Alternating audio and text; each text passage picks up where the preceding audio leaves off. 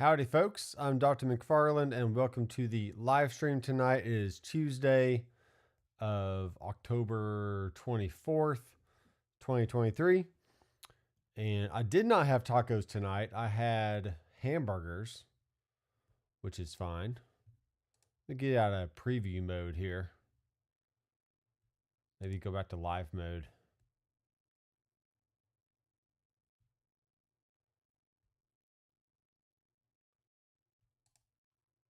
I'm not sure if I'm delayed or not. Let me know if you can hear me okay, if you can see me okay.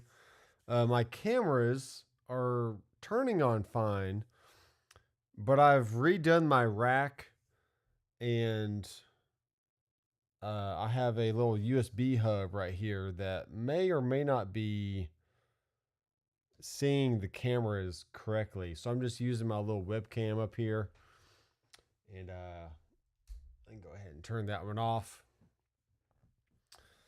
So I got a bunch of cables and stuff over here that I've been sorting through, because when you need a mini USB cable or a USB-C cable or an iPhone charger or some kind of adapter, it's just good to have everything organized. Maybe put them in little 1-gallon bags or quart-sized bags or sandwich-sized bags, depending on how many cables you actually have and what types of cables you have. So I've been kind of doing that here lately, just kind of organizing things.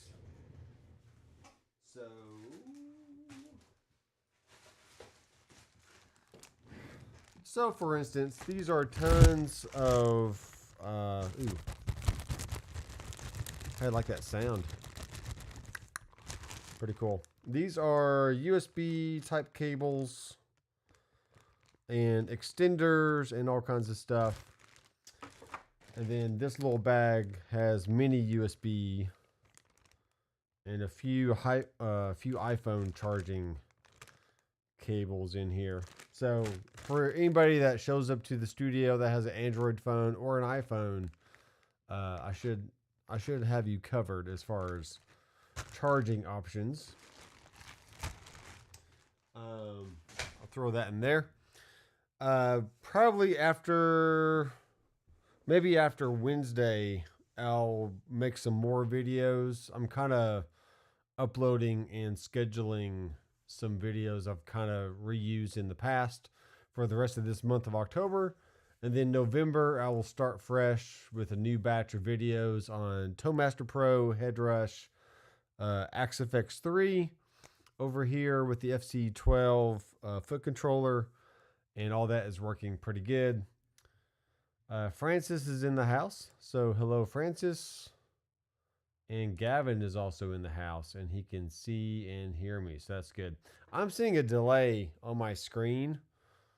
Usually I can see myself in pretty much real time, so I'm not really sure what's going on with that. But I'll just keep talking and not really worry about the what I'm seeing here on my screen. I don't know if you can see this or not. Kind of. So I have my secondary 24-inch screen over here. I was experimenting with a Harrison rack mount piece of furniture, and I liked it. I liked how it was going so far, but I really wanted to have everything, like all my rack stuff and computer and hard drives and all that, contained in one rack space, so that way I didn't have things over to my right, things over to my left, stuff like that. So there's still more work to be done in this room. Sadly, I'm just kind of in a place to where everything is functioning, but to get that last 5% of the setup, I need to finish the cabling and hooking up all the patch bays on the wall. So that way the mic and line connections there in the booth will show up here in front of me on this wall, and then they will run directly to my interface and ADAT extender interfaces. And then I have a patch bay behind the couch over here that also has USB headphone feeds and 4 mic line connections. So if somebody's sitting on the couch, or maybe we're doing a podcast of some sort, I can just have some microphones hooked up over there, and it makes everything very convenient to hook everything up around the room. Now, with that said, with the drum set now over here to my behind my right shoulder, there's really no connections on this wall other than power. So I have a wild idea of cutting out some square holes, putting in one more mic line patch bay, and also a USB hub and maybe a headphone hub of some sort.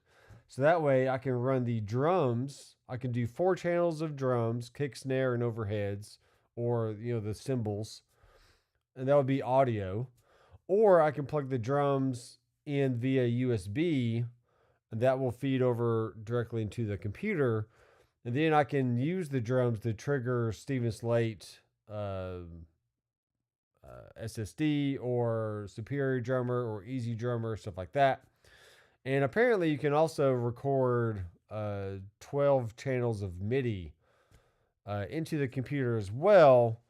But I think with a Mac, if I'm using the F Note as an interface, but I still want to record microphones and stuff, I would have to set up some kind of aggregate device. And I just haven't got around to wrapping my mind around that yet. So that might be a cool option, to get all the drum channels recorded and separated as far as kick, snares, all the different toms, all the different cymbals, each on their own track. And then I can still be recording bass guitar, acoustic guitar, electric guitar, a vocalist in the booth, overdub, whatever their instruments we want after the fact. But just to get that live band experience while you're recording. So lots of different options here available in the studio, and it'll be good when I can finally get around to completing all that. Yes, there is a new pedal by Line 6, and it is the new and improved M5, essentially the M5 pedal. And I wish I had. I don't know where I would find this at. I don't know where I would find this. I have a folder somewhere of old pedal boards that I've had over the years. And I'm not really sure where it would be. Nah, this would take forever to find anything.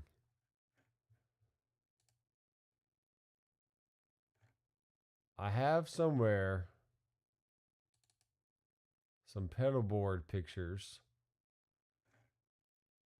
Yeah, I'm not going to be able to find it. Or at least really fast anyway. But essentially my touring board that I used in Europe had Line 6 M5, an L6 expression pedal, which I still have. That thing is really old by now. I had some dirt pedal options. I had a tuner, and I feel like there was something else.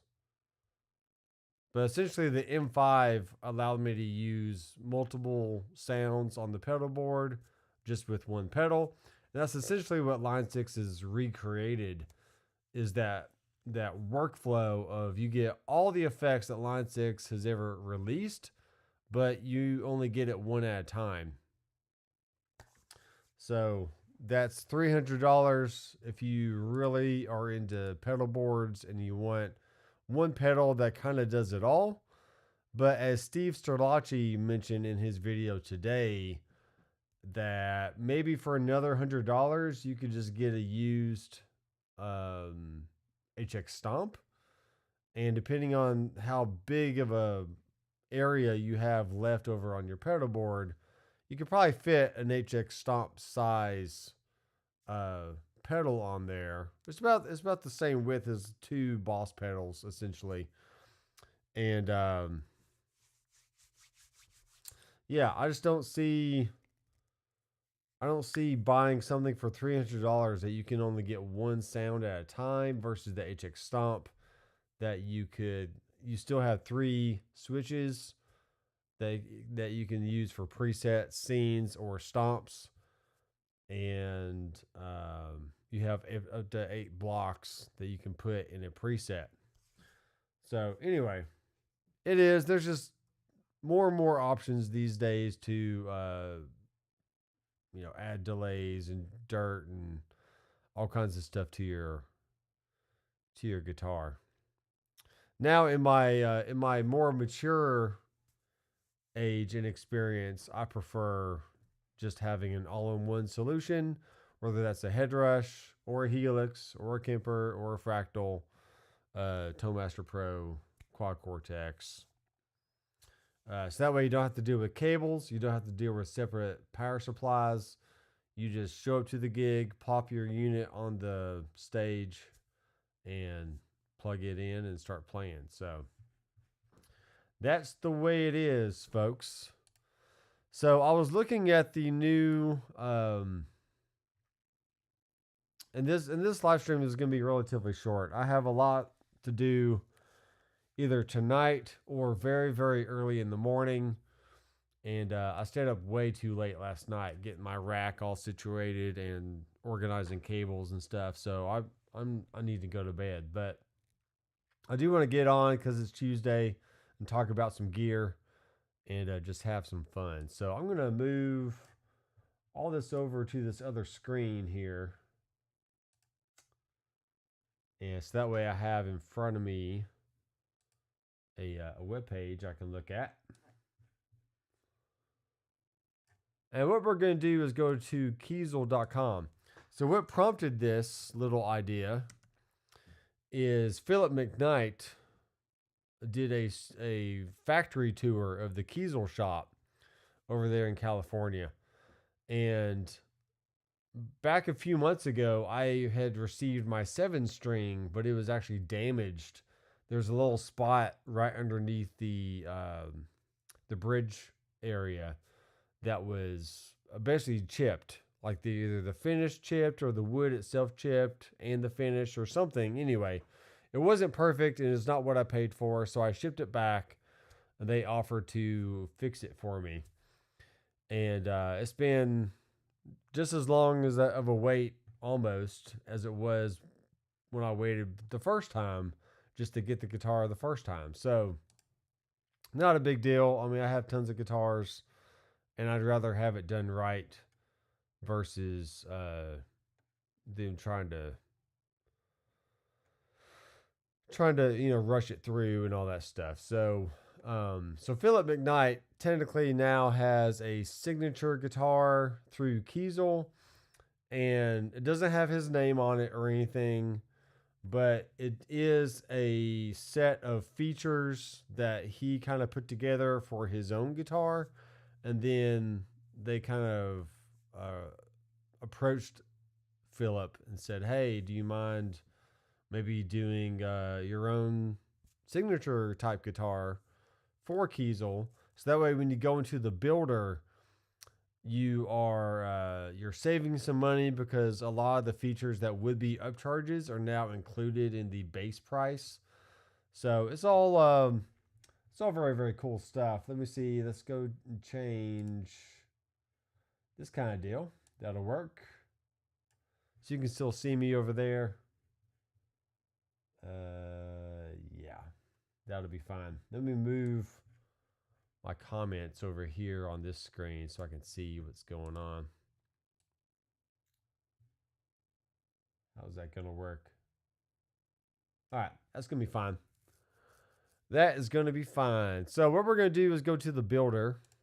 And this is actually really fun. So there's other companies out there, whether that's cars, guitars, guns, I'm sure, all kinds of stuff, that gives you a virtual builder that you can just go in and choose the options that you want. And then you basically pay for it and it gets shipped to your door.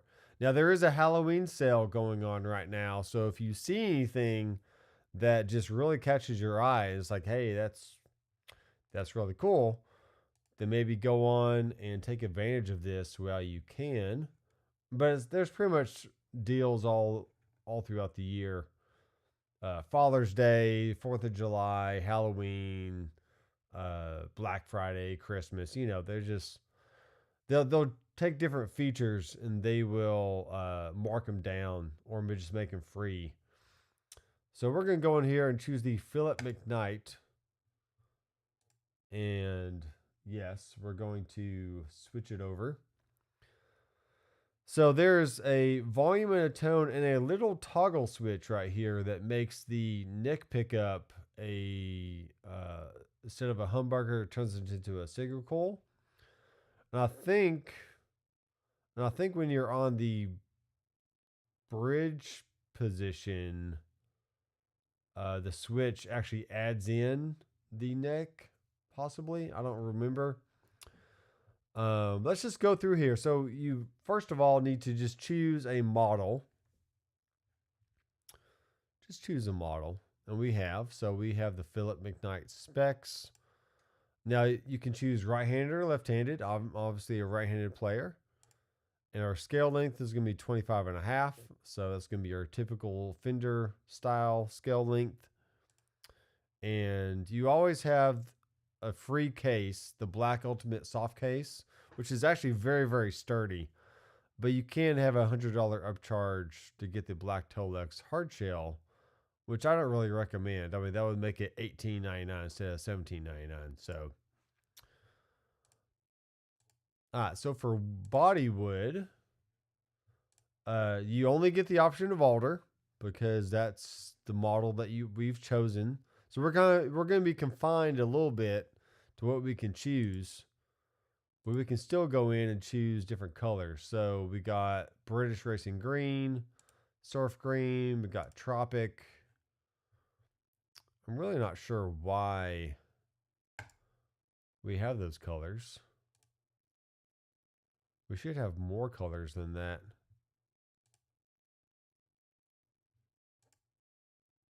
Huh. Because his is actually Philip McKnight's is like this bronze penny kind of look. Okay, there it is. There's that one. Okay, so we got the copper penny for $200 extra, which now makes it $19.99. And if we look at the rear, we have just a maple neck, but we have that metal flake type finish there. Okay. So far we went from $17.99 to $19.99. Now, what's going to be interesting if we go to Fender.com. Let's go to Fender.com and then go to their custom shop, which is going to be somewhere.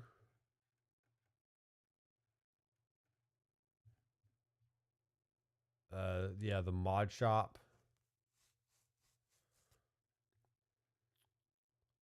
So we can go in, let's choose a Strat. Let's just look and see real fast what the prices are. So right out of the gate with all default options and no stainless steel frets, by the way, it's already $17.99. So Kiesel will build you a custom guitar with whatever you want on it for about the same starting price as a Fender Stratocaster.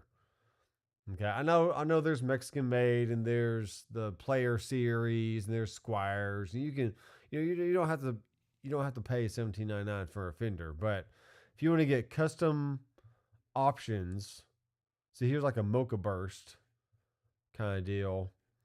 That's just what you have to deal with. So, all right, we could go Diamond Pearl White, which is kind of neat. We got Gunmetal Gray, we have Gold, and we have Pearl Blue. So let's just do the Copper Penny for now.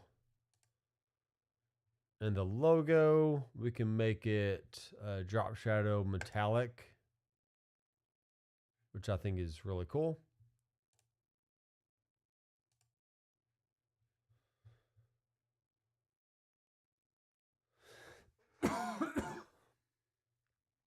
Well, that's kind of the point. Divided by time is hopefully you don't just go on there willy nilly and start building out a guitar and then paying for it and then change your mind 2 months later. If you're gonna buy a Kiesel, you're gonna you're gonna invest the money and you're just gonna keep it. Now, if you go on reverb.com though, there's a lot of guitars on there that still hold. Well, at least they're asking the price for the kind of same value as what they paid. You might lose a few $100 on the deal or something. Maybe even $500 on the deal, but I wouldn't expect to spend $2,000 on a custom Kiesel and then turn around and sell it for $800. I just don't think that's going to happen. People were only, the market will only withstand what people are willing to pay for. But if you're looking at these Kiesels, then you already kind of know that the quality is there. They got titanium steel truss rods, stainless steel frets, custom born pots, and all the wiring and stuff. They are truly custom guitar, and with very, very high quality materials. So you do get what you pay for with these guitars, and I wouldn't expect the people just to turn around and sell them for nothing. You gotta get your money back out of them because that's what they're worth. Now, if stainless steel frets aren't worth anything to you, then just go and lowball somebody and see what happens. But with the specs that these guitars have, they should hold their value pretty well. Now, I didn't see the slider at first, but if we choose Philip McKnight specs, okay, let's see what happens here. Okay, so now we really don't have to go change anything because we have it exactly how Philip McKnight has it. So we have a truss rod delete. We still have a back cover there, which is fine. Hold on.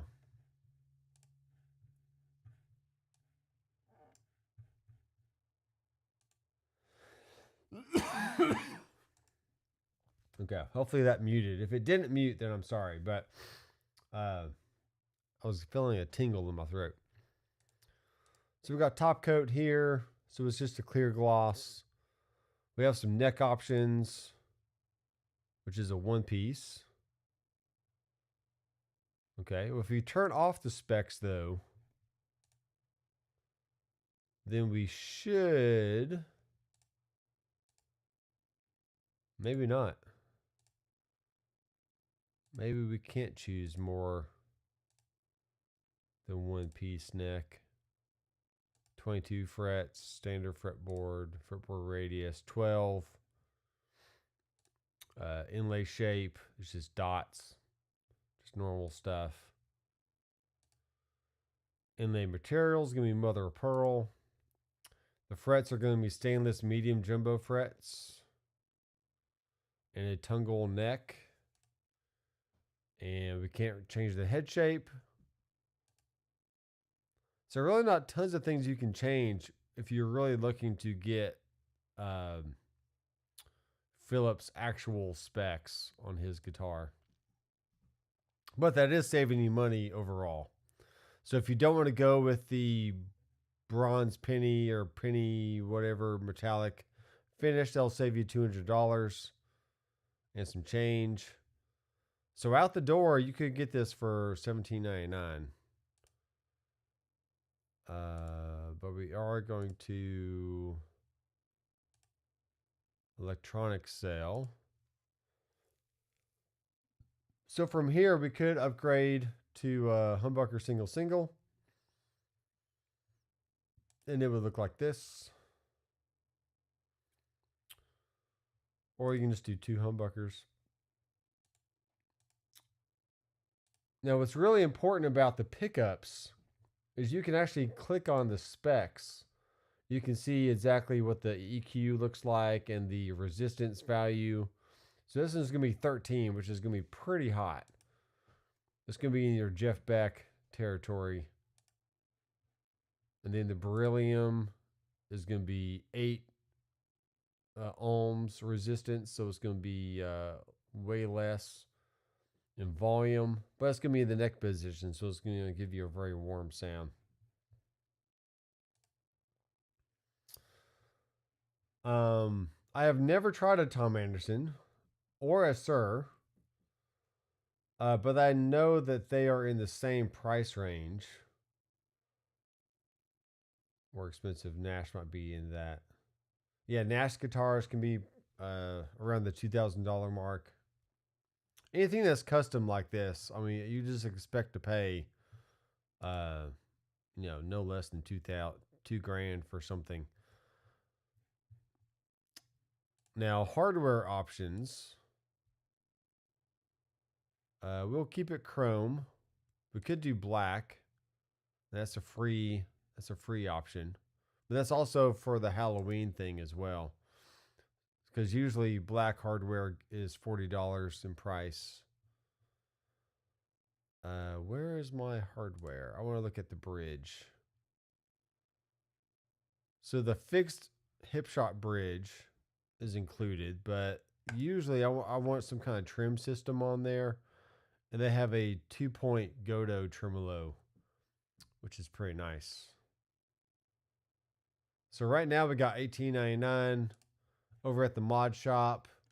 You can choose out some different specs and get crazy specs going on.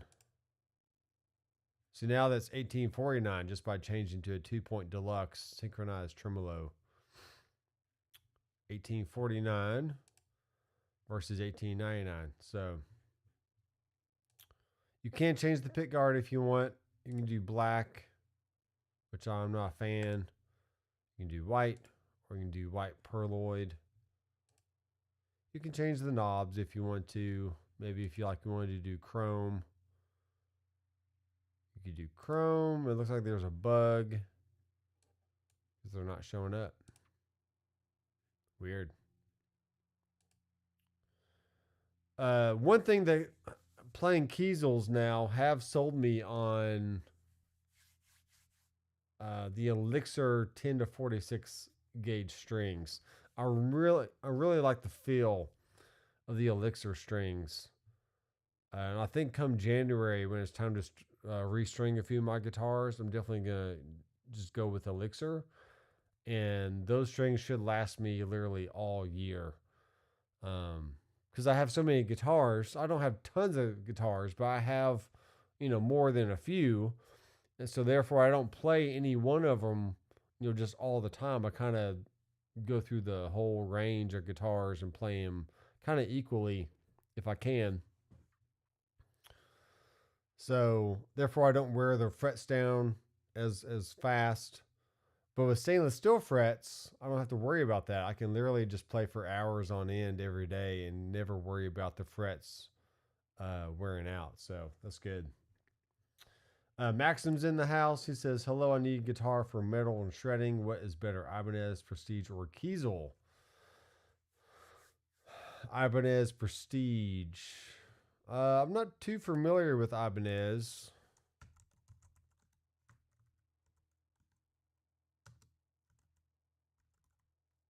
I mean, I've heard of the Prestige line. I have. The thing with Kiesel is literally all custom. So you can get a custom, body shape. I mean, it's pre-selected. You just can't get whatever you want. But they have tons of body shape options, tons of material options as far as body and neck and multiply and stuff like that. Kiesel also makes their own in-house pickups, which do sound really good if I do say so myself. I mean, this Prestige looks fine. I mean, if you want to spend $2,000 on an Ibanez Prestige, then that is an option.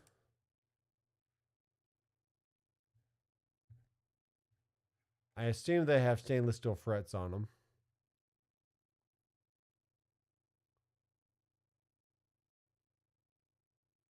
Go to tremolo.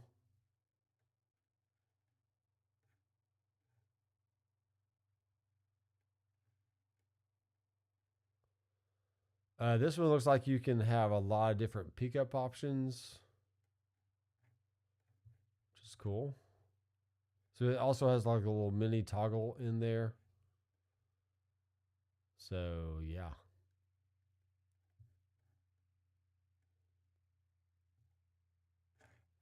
But Kiesel can do all that too. If you want to get a single hum, a single hum, they can wire it up with a little mini toggle, however you want. So yeah, Charvels are cool. Charvels are cool guitars.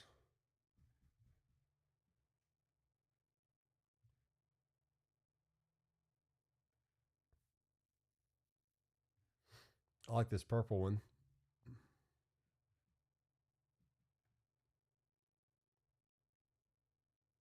Yeah, I mean, you can play metal on literally anything you want. There's no right or wrong with any of this stuff. It's just, what's your price range?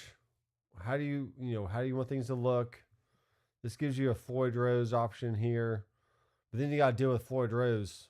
You got to learn how to set them up and take care of them and all that. So, I really like the hip shot stuff on the Kiesel. It does play really, really well. But if you want to save yourself some money, then get another brand. It's just depending on whatever you want. So out the door right this second, we can get this style guitar for $18.99. So that's still on par with Fender. It's on par with Ibanez, on par with Charvel and other brands. Other brands out there. We can go and choose a totally different model. And actually, let me do this. I'll be right back.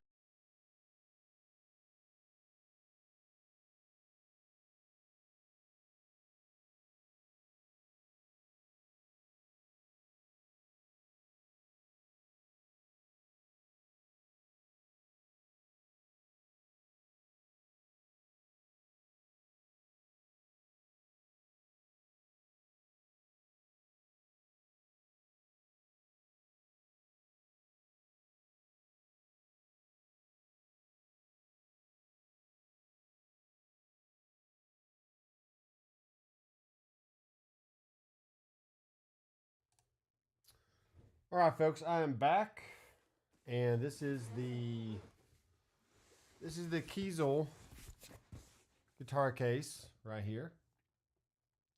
See that? It's a soft case, but it's got some very firm padding in here, so it feels just like a really good hard shell, without the extra bulkiness and weight of a hard shell case. So if I open this up,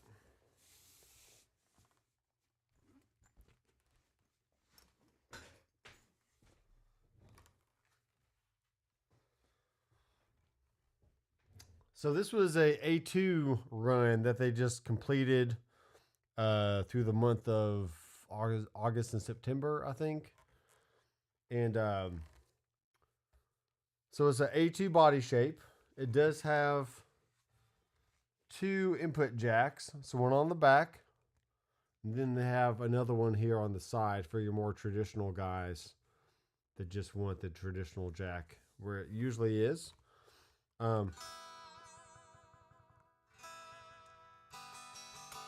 Really nice hip shot bridge, which I have grown accustomed to, and I really do like it a lot.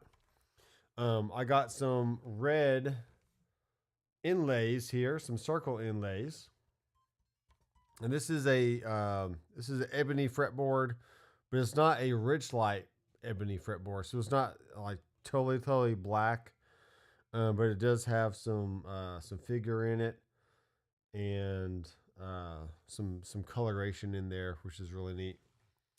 And it's just a run of the mill, um, run of the actual mill, like a wood mill, run of the mill quarter sawn. So that means the lines go the full length instead of flat sawn, which is the grain going the opposite way.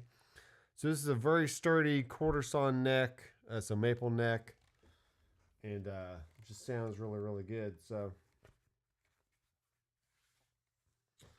and plus it's light. The neck feels amazing. The frets are super smooth.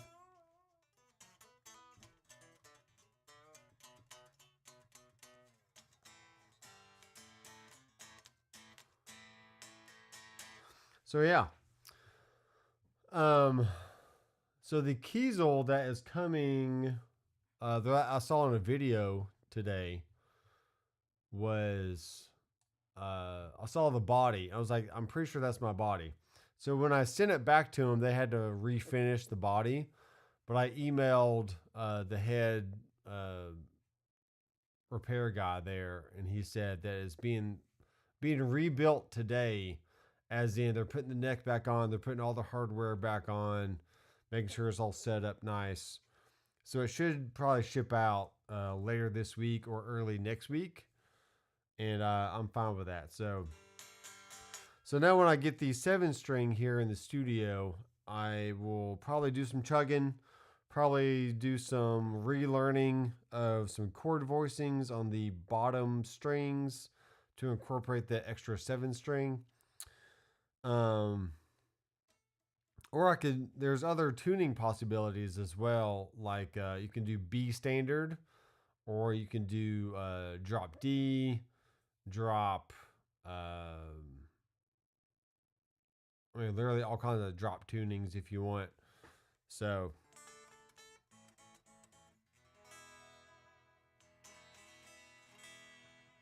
yeah, but I've always wanted a purple guitar, and I just think this one is very pretty and very comfortable. It's also a raw tone finish, so you can see the wood grain popping up through the paint, which is really neat, and I like that a lot. So I like it.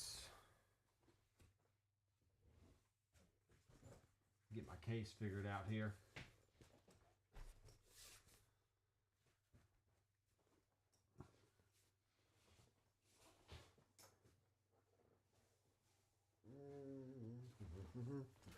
I'm not sure where the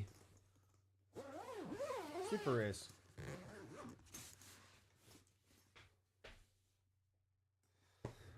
All right, so that is a let me get my viewer back over here so I can see what I'm doing. That's pretty much all I have for tonight. Just kind of showing some Kiesel stuff. Talking about a little Line 6 action. That with me being an all-in-one unit kind of guy, individual pedals just don't interest me at all anymore. And let me do one more thing. Let me grab my pedal board that I still have put together, and I can show off that. Then we can call it a night.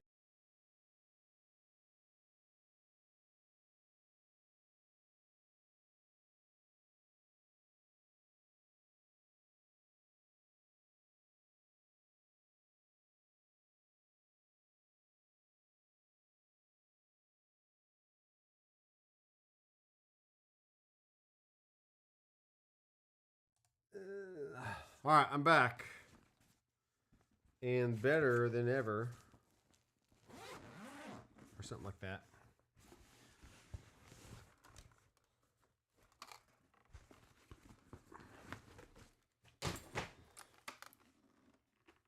All right, so this is the remaining remnants of any recollection of a pedal board I still have. So I have the Wampler in a loop and the Sonic Harmonic in a loop.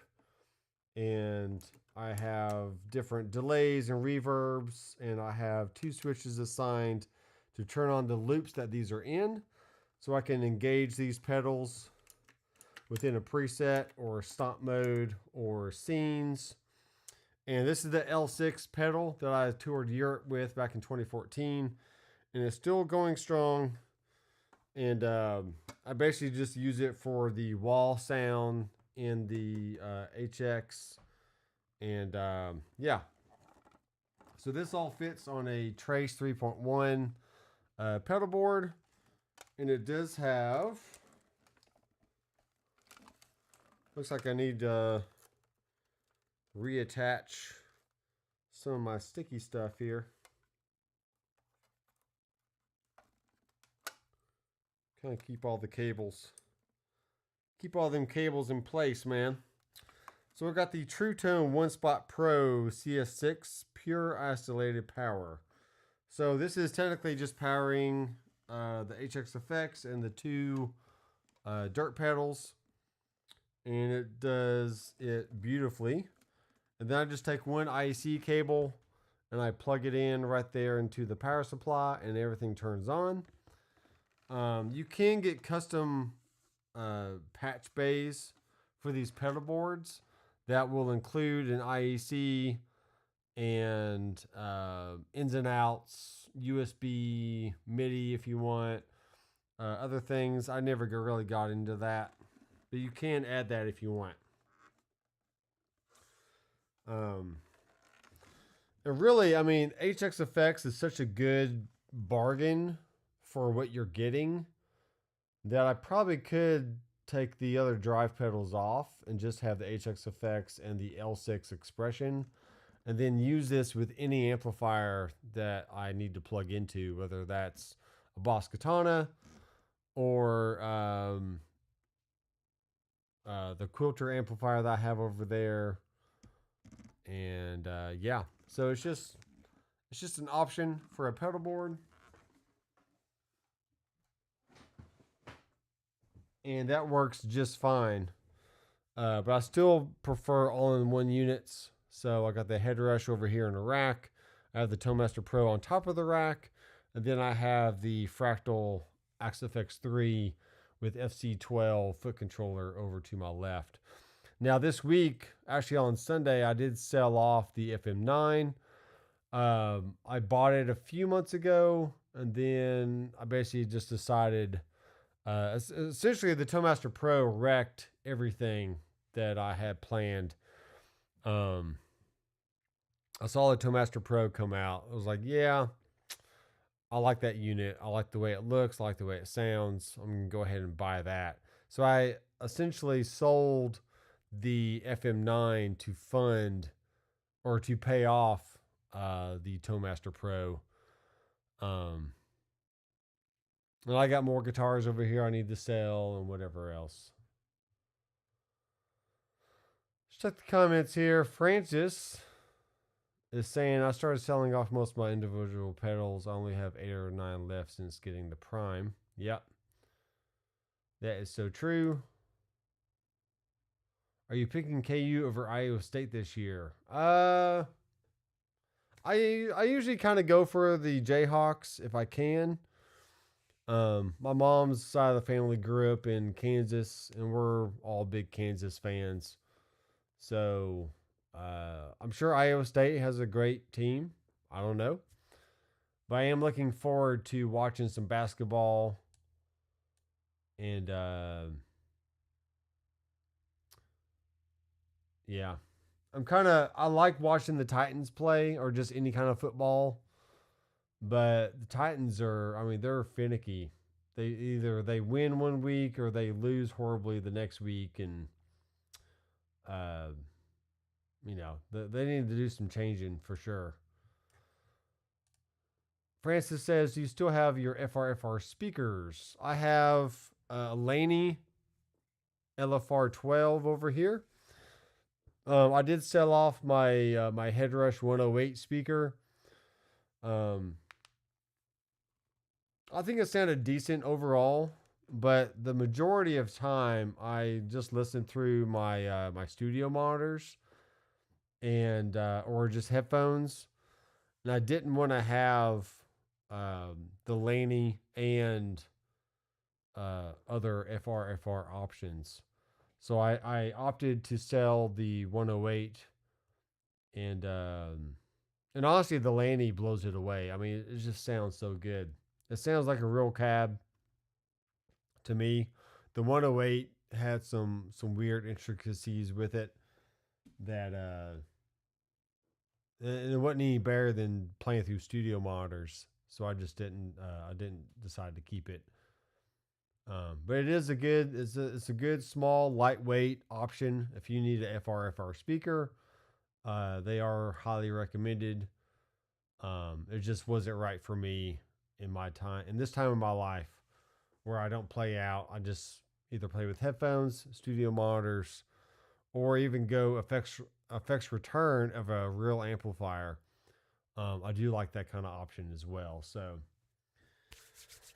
yeah, if we have any other questions, go ahead and answer them or ask them now. Otherwise, I will be calling it a night. I have not tried the Fender FR. I don't get out much. I don't have time to go to a guitar store. Really. And right at this moment, I really don't want to spend any more money than I have to, because I got a lot of things I need to try and sell off and free up some cash so I can pay off all these cards that I use to spend or to purchase all this other stuff with. So it was all fun and games this year, trying out different stuff, but it's time to get back to reality and just kind of just keep the essentials going. So I am looking forward to making my studio update video, or at least where I have it right now, talking about the keyboard here in front of me, talking about the new rack layout, the creation station, as I call it, and with the Toemaster, the headrush, the Axe Effects, an Arturia keyboard, F-Note drums, another Elise's keyboard back there, and I have guitars and a bass guitar and a dobro and a banjo and a mandolin and pretty much all kinds of instruments. So if you know anybody in the Nashville area, or if you're out of the area and you want to come in and record here in my studio, then we can accommodate that, and we can get together on a weekend or over a few days of the week, and we can work on an album. We can do an EP. We can work on a few singles if you want. I literally have all the tools right here, whether my brain, my ears, or external gear, and we can make any sound that you need for the songs that you have written. So contact me on my website, drmcfarlandstudios.com, and I'd be happy to work with you on songwriting, arranging, getting some demos made, getting some EPs done, get some singles out there on Spotify and Tidal and Amazon and whatever else. So let's check the comments real fast.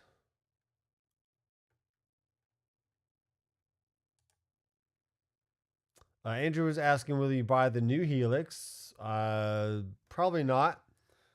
It really depends on what it is. But at this point, I'm pretty happy with my fractal stuff. That is, to me, that's the quintessential setup. It literally has everything you'd ever need, and all the options that you'd ever want to really sculpt the sound. And I don't play in a band, so I'm just sitting here in a studio and putting money into just one more thing that I don't need. Doesn't really make a lot of sense to me. But I'd be happy if Helix or Line 6 came out with something cool that just added another level of competition to everything else that's out there. More power to them. So Francis says he tried the Toemaster Pro through the Fender FR and through some PA speakers, and the speakers sounded better than the FR. Through some PA speakers, and the speakers sounded better than the Fender FR. Yeah, good.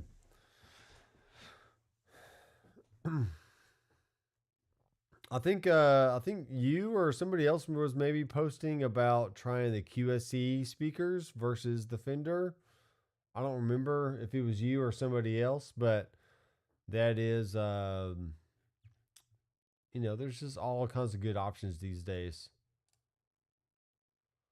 With all those toys, it would be hard to leave that room. Yeah, well, I was up till about 2 in the morning last night, finishing up my rack. I was playing through some plugins, just jamming to some backing tracks, getting my Total Mix software over here kind of in place, which actually I can show you. So here's Total Mix. If I can get it on the screen where I can see it. So I have my inputs going across the top, and then my hardware inputs across the top, my software playback, which if you notice, I have my virtual instrument channel. I have a DAW playback channel. I have a McFarland plug-in playback channel. And I have my computer audio playback channel. And then across the bottom, I have my main output, my headphone outputs. And then right now, I'm actually, let me see what I'm doing here. So I'm using channels 3 and 4 to loop back. And this is my microphone volume right here for that loop back channel. So however I have this set, that's how loud you're hearing it on the live stream. But I can have a separate mix for the main mix, a separate mix for the headphones, headphone 2 and 1 and 2. All these can be separate outputs as well, whether virtual or physical on the back of the unit.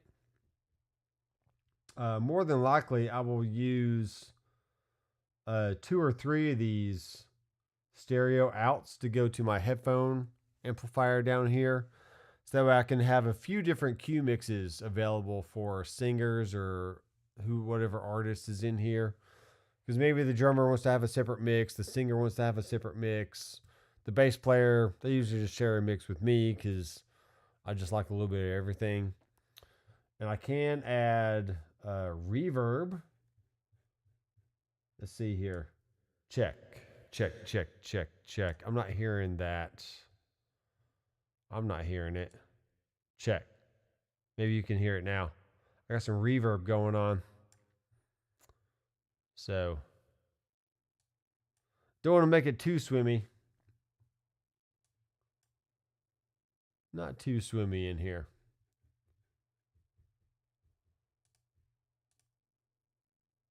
Francis says it was not me. I was testing it out in my local store, and that was our thoughts.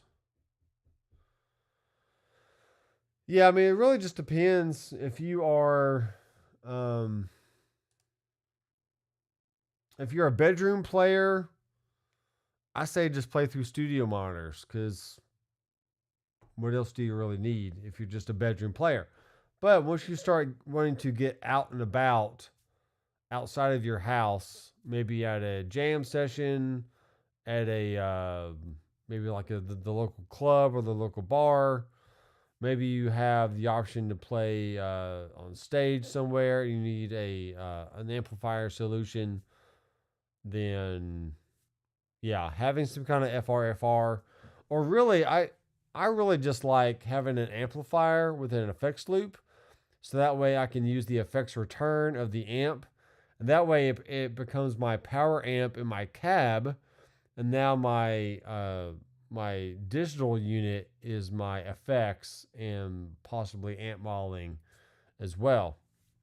So to me, that's the best option, is to have a real amp and just use the power amp in if it has that, or just the effects return and not even worry about FRFR stuff. But if you're the kind of guy that just has to have a different speaker type for every preset and whatever, then FRFR is the best option for you. But if you like the sound of just a good all-around speaker and a decent power amp, then any tube amp or solid state amp will provide that. Definitely. So I've been contemplating selling my FR for a good set of studio monitors. Currently, I'm using my FRs as my studio monitors. Yeah, I mean, they can't. I never tried it myself, FR as my studio monitors, but I think studio monitors will just be better overall for mixing and whatnot. But I don't know. I mean, if you play music through it and you like the sound of the 108 speakers as your studio monitors, then who am I to argue with you? I'm sure it sounds fine.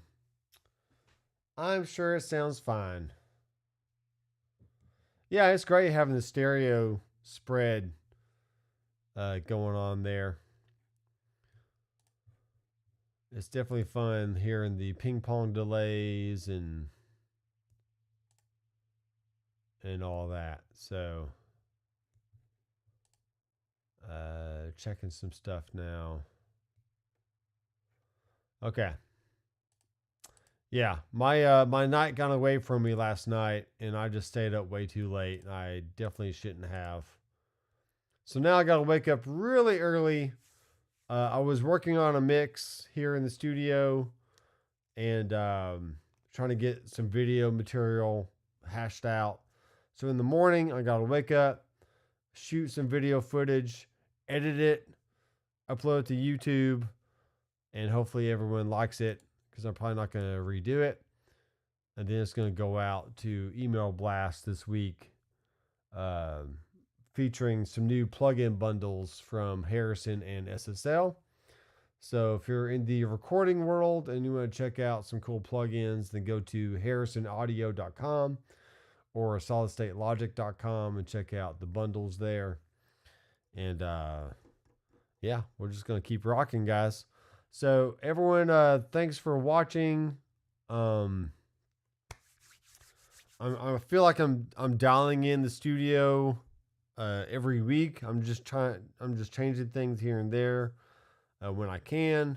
Trying to get down to a good, solid setup to where I can just walk in. I can play something on the keys. I can grab a guitar and record something through the Fender, the Headrush, or the Axe-Fx. I can hop on the drum kit. I can grab a guitar or a bass or an acoustic instrument and just have a good workflow and do everything that I need to do here in the studio. So be sure to subscribe down below and click the bell.